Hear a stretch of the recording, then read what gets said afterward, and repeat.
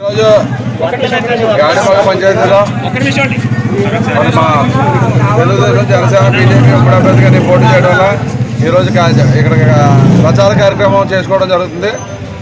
మరి ఎక్కడా లేనటువంటి సంస్కృతి మరి వైఎస్ఆర్సీపీ వాళ్ళు వచ్చి పర్మిషన్ లేకుండా వచ్చి పక్క గ్రామంలో వచ్చి ఇక్కడ డిస్టర్బెన్స్ చేయాలనడం చాలా దుర్మార్గం. మరి అదేవిధంగా నేను పన్నాడు సతీష్ కుమార్ గారు మా గ్రామంలో తిరిగారు.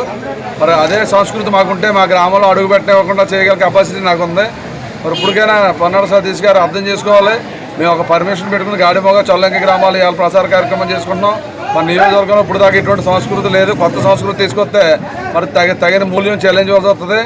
ఇప్పటికైనా సరే మీ కార్యకర్తలకి మీ నాయకులు అందరికీ కూడా చెప్పి ఇటువంటి సంస్కృతి ఎప్పుడూ లేనటువంటి సంస్కృతిని మీరు తీసుకొచ్చినట్టయితే మరి దానికి సంబంధించిగా మరి కూడా చూపించవలసి వస్తే అటువంటి బుద్ధి మాకు లేదు. మేమంతా కూడా ఒక ప్రజలందరినీ కూడా కలుపుకొని వెళ్తాం కాబట్టి